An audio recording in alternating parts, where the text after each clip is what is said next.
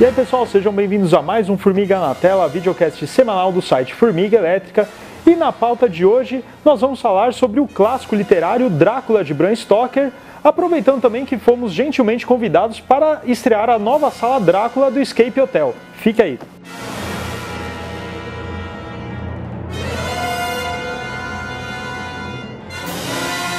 Antes de começar o programa, vamos só deixar claro para quem está assistindo a gente que nós não vamos falar de nenhuma adaptação cinematográfica.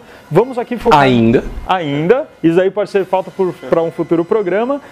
Hoje nós vamos nos concentrar no livro do Bram Stoker e todo o panorama que envolve essa obra do final do século XIX.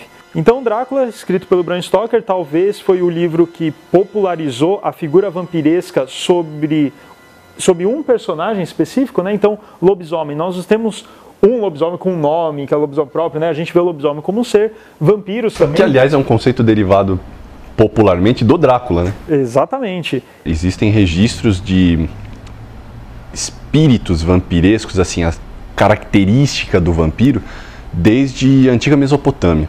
Essa ideia de um ser análogo a um ser humano, carnal ou espiritual, parasita, que de alguma forma extrai algum tipo de força vital do ser humano, é literalmente um conceito tão velho quanto a civilização humana. Existem tantas e tantas interpretações do que é um vampiro, que se a gente fosse entrar aqui nesse mérito, nossa, a gente ia precisar de um especial de 5 horas só para falar sobre isso, uma palestra inteira. É a parte mais importante do Drácula, a maneira como ele compila todas essas características e transforma o vampiro em um determinado personagem, em uma determinada categoria que aí se popularizou durante todo o século XX, né? O motivo não só, né, de inaugurarem uma sala sobre Drácula no Escape Hotel, e a gente está falando do livro aqui, é justamente porque nesse ano a obra completa 120 anos, né? Então a gente tem aí uma data redonda aí que todo mundo adora, datas redondas aí para comemorar, para celebrar determinados acontecimentos, e Drácula é um puta de um acontecimento realmente, por conta aí do que vocês já comentaram, mas até aproveitando essa questão do imaginário popular que sempre teve uma criatura que suga a energia vital de alguém, que está perfeitamente ligado a conceitos psicanalíticos hoje que são muito mais claros do que seriam para os povos da antiguidade e também para as pessoas do final do século XIX, né, quando Drácula foi escrito em 1897, sobre a questão hoje muito mais fácil, né, pelo distanciamento histórico da gente analisar, né, todo esse arcabouço psicológico que estava sendo delineado na literatura do século XIX, né? As 3 obras que nós falamos, né, a gente poderia colocar entre id, ego e superego, né? Com Frankenstein sendo o superego por causa da moral, Dr. Jekyll e Mr. Hyde, o ego por causa do seu comportamento em relação à sociedade. E o Drácula finalmente, né, fecha a trilogia com o id, que é a questão do desejo, né, da exacerbação de um desejo lascivo, né, abertamente lascivo. Dentro desse princípio é até mais extenso, né, porque essa versão, o que você fala, né, o desejo lascivo, ele, obviamente, eu entendi, você está mencionando a relação dele com a Lucy e a Mina, né, que demonstra esse desejo pela possessão, mas a gente sabe que o escopo, o motivo pelo qual o Conde Drácula sai ali do seu castelo e vai para Londres, que é o motivo pelo qual ele alicia o Jonathan Harker e tudo mais, é um plano de dominação muito mais extenso, né? Ele quer espalhar aquilo que ele é para o resto do mundo. Aquilo que a gente vê no livro é um princípio de plano que é eliminado pelo Van Helsing e pela patota dele. O Drácula, ele é um livro que está inserido completamente dentro daquele contexto de ficção do século XIX, né? Inclusive, assim, a maior parte da galera que estuda o tema insere o Drácula não especificamente como uma obra de terror gótico. Não, ele está dentro de um contexto maior que é o que eles chamavam de invasion literature. Contexto no qual estão inseridos, inclusive, o Médico e o Monstro e o Frankenstein, mas também outras obras de outros escopos, como, por exemplo, as obras do H.G. Wells, do Rudyard Kipling e outros grandes escritores que faziam ficção no século XIX. Então, assim, é curioso notar que o Drácula, ele é um ponto de convergência de vários estilos literários dentro de um único. E essa manifestação do desejo que você falou, ela se aplica aqui, porque ele é tanto um personagem que tem o desejo particular, mas ele também é um personagem que tem o desejo, o megalômano, o desejo interior, mas também o desejo expansivo, de conquistar e de dominar. Não, e é justamente a união desse estilo de literatura oriundo do século XVIII e depois do XIX, então, porque a gente pensa, a partir do século XIX, a gente tem a questão Frankenstein de Mary Shelley iniciando de fato a ficção científica como gênero na literatura. Daí depois a gente tem o médico e o monstro também utilizando métodos científicos independentes se plausíveis ou não, mas ainda assim com base na ciência, para no finalzinho do século XIX você ter o Drácula que não tem o fator científico. Aí você fala, peraí, é uma coisa estranha. Mas, unindo, tipo, além do lance sobrenatural, vai entrar essa literatura expansionista que o Topo falou. E o interessante é que, assim, o Bram Stoker chega no final do século XIX, só que ele meio que consolidou, de fato, algumas coisas do gênero gótico, né? O gênero gótico ganhando muita força no século XVIII, começando com o Castelo de Otranto, do Horace Walpole, que você começou a ter aqueles elementos dos fantasmas, aquela questão de intriga, não o gótico de terror, mas o gótico em termos de elementos que geram um clima daquela narrativa. Aí depois a gente tem o Edgar Allan Poe e tudo mais, só que o Bram Stoker ele meio que fecha isso numa história sobrenatural, de terror de fato, com o caráter expansionista da literatura do século XIX. Então é uma obra assim, muito completa, né? E a própria estrutura narrativa, porque normalmente quando você pega a literatura vampiresca mais recente, por assim dizer, você tem um caráter muito aventuresco, né? Você como leitor, você não compra mais a ideia de um vampiro, né? Porque um vampiro é um monstro que tem regras. Se ele te persegue, se você conseguir fugir dele até o sol raiar, você está salvo, por exemplo, né? É relativamente fácil. Diferente de um Lovecraft da vida, que você não tem escapatória, um Rei de Amarelo, né? Que você... Assim, você não tem como, é algo dentro da sua mente. O vampiro você consegue escapar. Agora, qual que é a questão? Com a narrativa do Bram Stoker, que é toda feita em diários, tal, cada um relata um pouquinho do que aconteceu com ele, sua visão do Drácula, você não tem uma visão completa dessa entidade, você não sabe os limites dos poderes dele e tal. Então, por mais que a gente olhe o vampiro como aquele monstro clássico, que ele obedece a determinadas regras, e você o destrói a partir do conhecimento dessas regras, no Drácula, por mais que a gente tenha essa visão caricatural do que é o Drácula, na obra do Bram Stoker você não tem o panorama completo. Isso é um dos climas que eu acho mais interessante em termos de estrutura narrativa e que torna o livro, mesmo sendo um livro antigo, com um ritmo muito agradável, né? Você não se cansa lendo. E até essa característica de romance epistolar, né? Junto com o fato de que, em comparação com os outros dois que nós citamos, não ter a ciência no meio, né? Eu acho que ele torna ele muito mais... Eu não diria mais rico, mas eu acho que ele é mais fácil de você analisar psicologicamente, né, as características. Ele é mais fácil de você imergir. Essas transformações de perspectiva, dependendo do personagem que está narrando o evento, cria, às vezes, um efeito que, por exemplo, quem lê sem prestar muita atenção, diz que são incoerências. E, na verdade, não são. Porque quando você pega, por exemplo, o que o Jonathan Harker está falando, o que o Van Helsing está falando, você tem um personagem que interagiu e foi, de alguma forma, até psicologicamente torturado pelo Drácula, diretamente pelo personagem, e você tem um outro que estuda esse personagem de uma forma acadêmica. Então você tem diferenças até na descrição. Quando você pega, por exemplo, as primeiras descrições, tudo bem, né? Tem o fato dele também, além de tudo, ser um metamorfo, que dificulta ainda mais você especificar como ele é, o que ele é. Mas assim, as primeiras descrições dele falam de um homem velho, mas não monstruoso, sabe? Aquela coisa meio caquética, meio carcomida. Mas em outros momentos você tem pessoas que descrevem ele como um homem até deformado, aquela coisa das orelhas pontudas, do crânio de uma forma meio horrenda, assim, assustadora. E aí em um outro momento você tem uma outra pessoa descrevendo ele como um homem sedutor. E essa questão da descrição que você falou, cada personagem tem sua própria descrição de acordo com a própria personalidade de cada um e o que cada um está buscando, né? A Lucy é aquela que o sonho dela é se casar, né? E ela tem vários pretendentes, e o Drácula representa quem? Aquele que ela mais deseja, o mais belo, né? O mais como posso dizer assim, o mais empoderado, né? Porque ele é o cara que tem mais presença quando está diante dela. O Jon Tahak, ele está naquele momento do desconhecido, né? Ele está num trabalho que é novo para ele é mandado lá para a Transilvânia de uma forma desconhecida, ele não queria estar lá de fato, então ele vê aquilo lá como uma ameaça mesmo. O Van Helsing como uma criatura interessante, como um biólogo, né, um antropólogo.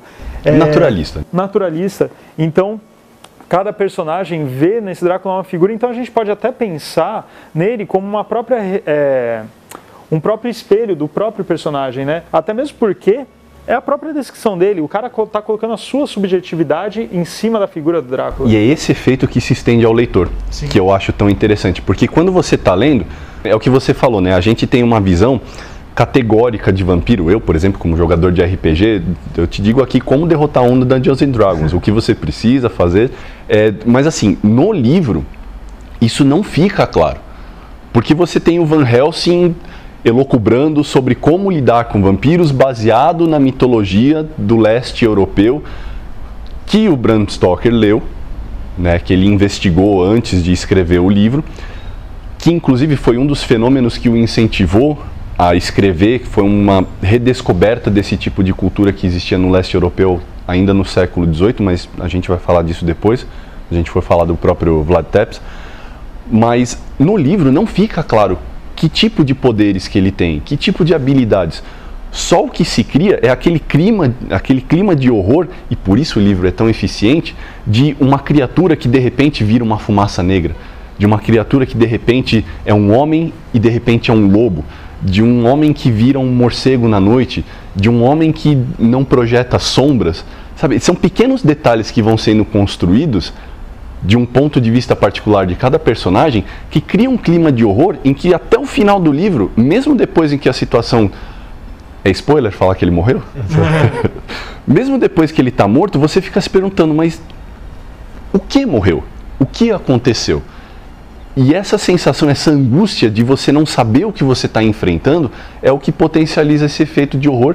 E acho que é um dos motivos pelos quais o Drácula se tornou um personagem com uma carreira tão extensa, né? Pra dizer. Eu acho legal porque, assim, pelo menos eu quando li a primeira vez, a sensação que eu tive, não, pra mim era muito mais fascinante pensar no Drácula enquanto ele era um cara comum tentando se misturar com a galera, do que pensar em todos esses poderes e tal, porque, afinal de contas, todo mundo, né, quando vai pegar esse livro, já tem uma carga imensa de representações do Drácula, né, inclusive as mentirosas, igual a do Coppola, né, do Drácula de Bram Stoker. Que foi o meu primeiro contato com o personagem.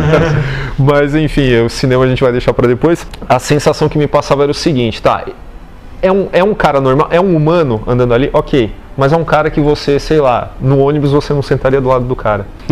E ali na frente você ouve falar que o cara tem o hálito do cara cheira a sangue coagulado, né? O que é muito lógico, né, inclusive. É interessante notar que talvez a melhor coisa que tenha acontecido à obra Drácula, o livro Drácula, foi ela ter se tornado de domínio popular. Porque o livro Drácula, assim, segundo relatos que a gente tem da época, ele não foi um best-seller de imediato, ele não vendeu tão bem assim, as pessoas não entenderam muito bem o conceito na época em que ele foi lançado. O personagem Drácula só foi explodir para o mundo, e aí a gente tem, talvez aquela que seja a visão definitiva, da qual todas as outras depois são derivadas, que é a do Bela Lugosi, em 31, que a gente não vai falar, porque a gente jurou que a gente vai fazer outra depois sobre o cinema, mas a verdade é essa, o personagem Drácula, ele é um personagem montado aos poucos por diferentes versões de diferentes mídias, que vão desde jogos de RPG, como a gente falou, até as versões dele no cinema, que a gente precisa passar por todas elas, aí a gente volta ao que a gente estava falando, para finalmente chegar no livro e falar, puta, o livro é bem mais legal que muita coisa que veio depois. Sim.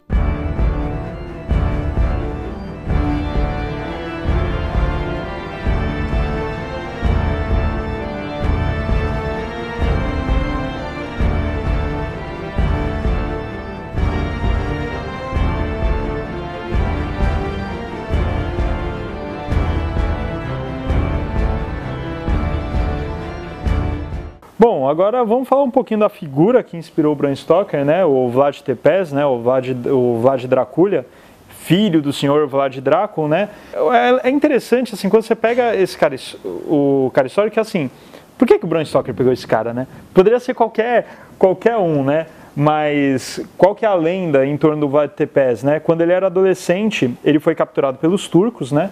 E lá, durante esse confinamento com os turcos, que ele aprendeu todos os negócios de métodos de tortura, empalamento e tal. E o empalamento, agora como explicar isso de uma maneira não nojenta, né? Mas enfim. Você introduz uma lança no reto do sujeito. Uma haste. Exatamente, untada de óleo, e daí, dependendo, você tem vários métodos de empalamento, né? Ou você deixa na vertical e o próprio peso da pessoa vai indo quebrando os órgãos por dentro, ou você amarra os membros num cavalo, o cavalo puxa, enfim, deu para entender a ideia.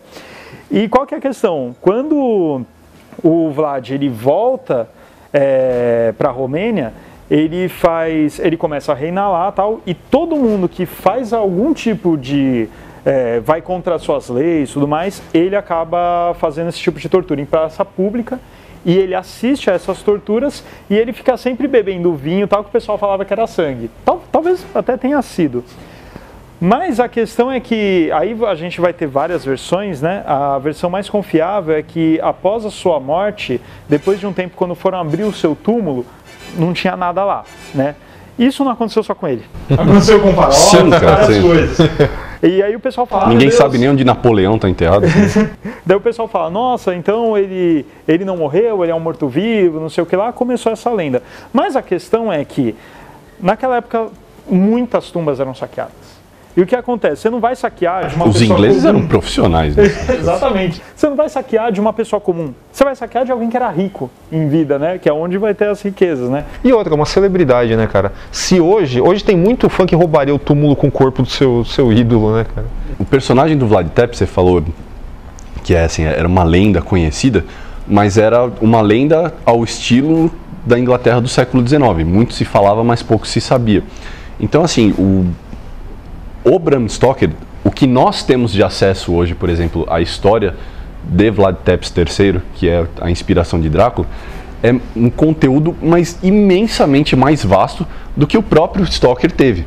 Inclusive, assim, tem até uma série de equívocos étnicos, históricos, que o próprio personagem comete, quando ele, por exemplo, dá um background dele ali nas primeiras conversas que ele tem com o Harker no castelo, onde ele fala sobre a herança que ele possuía, que era uma herança guerreira até aí tudo bem, mas ele dá um contexto étnico que é totalmente incompatível, que eu não vou explicar aqui, porque senão eu vou precisar dar uma aula de meia hora de história.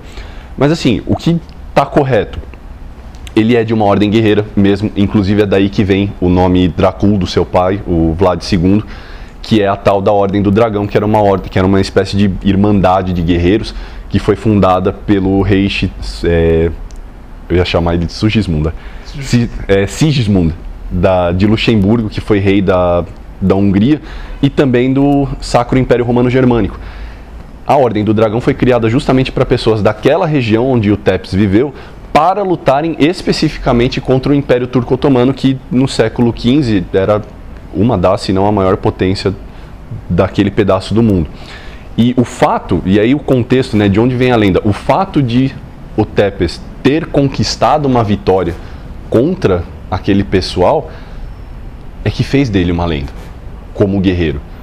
Também esses exageros que ele cometia nas punições e tudo mais, mas se ele fosse só um rei de um rincão do mundo torturador, isso existe até hoje, cara. Quantos ditadores malucos a gente não tem que fazer o diabo com a sua população, mas ele ganhou, assim, proeminência dentro da cristandade depois de ter derrotado os turco-otomanos no momento de maior poder deles. Isso fez com que ele ganhasse esse nome. E o próprio nome, né, o Drácula, em romeno, né, Dracul é o dragão, que foi o nome que o pai dele recebeu, que é uma espécie de título eminente dentro dessa ordem, e Drácula, esse sufixozinho A, é justamente que denomina o filho do dragão. Então ele era o filho do dragão. Então você pega um nome desse, cara, você tem um título desse, se eu fosse chamado Rafael Filho do Dragão, porra, eu ia colocar isso no meu RG, velho. E daí cria-se toda uma lenda, né? O filho do dragão, o homem que bebia sangue, o vencedor dos turco-otomanos. Podia ter uma adaptação com o Van Damme, né? Mas o título de Filho do Dragão a gente pode te conferir hoje por causa do seu bafo. A tarja aqui, por favor, a tarja aqui. Mas uma última curiosidade sobre o Vlad verdadeiro. Vamos lembrar que ele serviu de base de como é que se diz? Referência ideológica, referência como governante para um cara que não faz muito tempo, já faz mais de 25 anos, enfim, mas é um cara da história recente. Nicolae Ceausescu, na Romênia, foi executado em 1989 e tinha uma estátua do Vlad, né? E o reverenciava como um exemplo de governante. Então, o mundo comunista era um lugar muito divertido, né?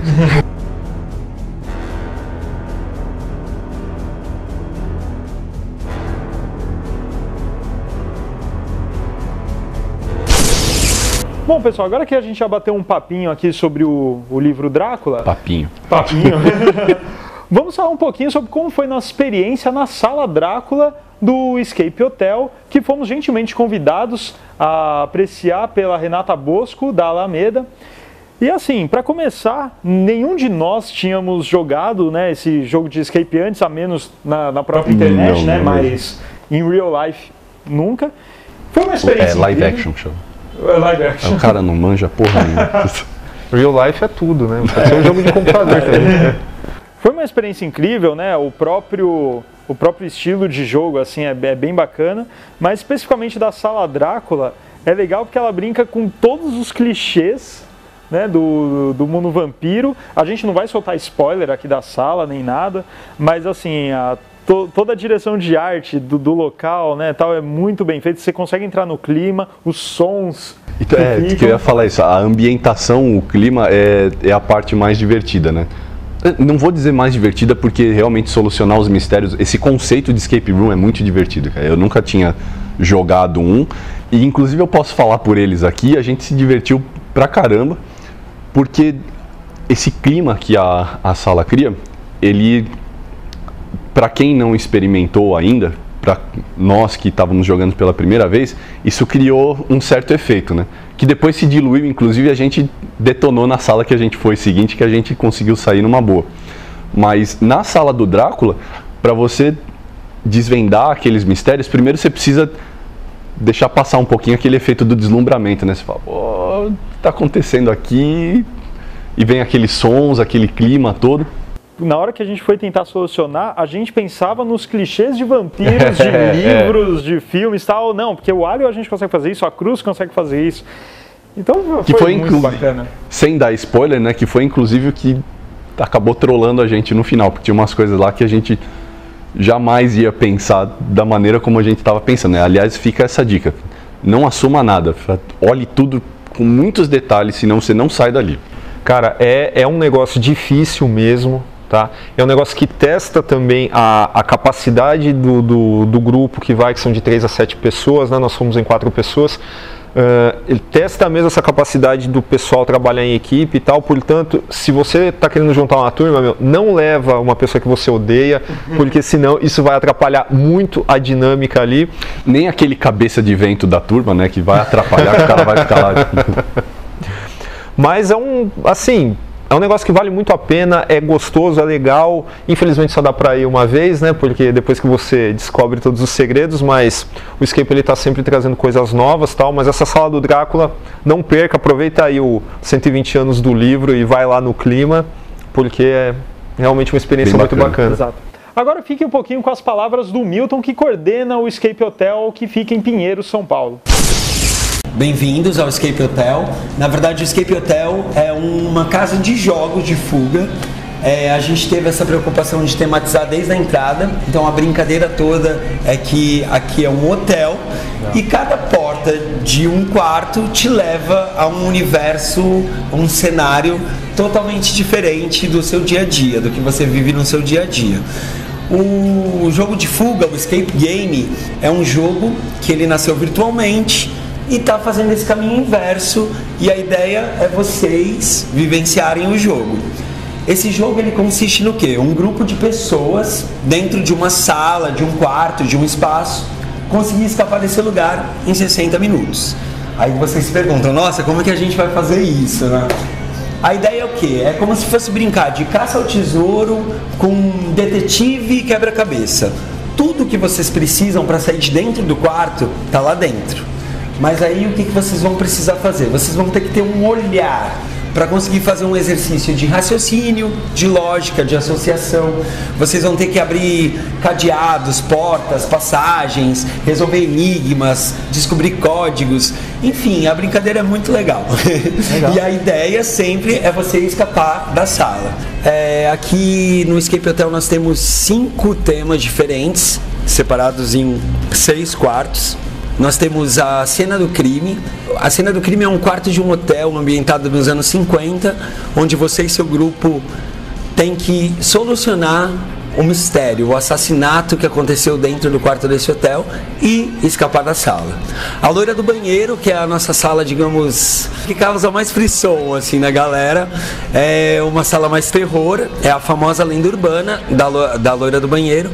E você e seu grupo entram na sala e tem que solucionar o crime que aconteceu naquele banheiro e conseguir salvar a alma da Verônica e, é claro, escapar da sala.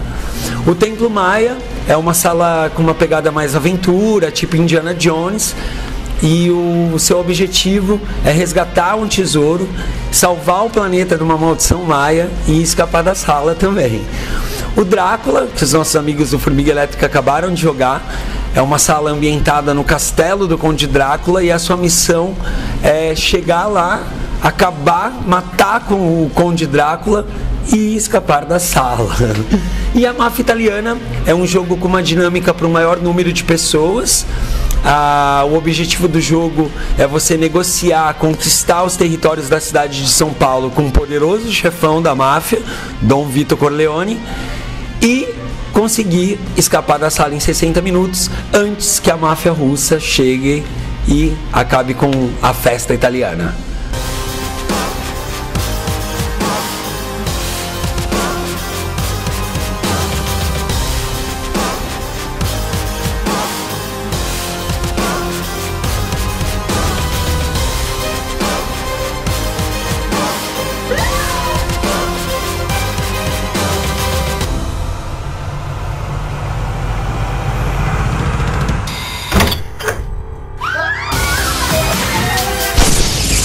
Por hoje é isso, pessoal. Dê um like aqui no vídeo, inscreva-se no nosso canal, acesse nossas redes sociais, visite nosso site www.formigaelétrica.com.br. Pode mandar e-mail com sugestões e críticas para o natela@formigaelétrica.com.br. E é isso, até semana que vem.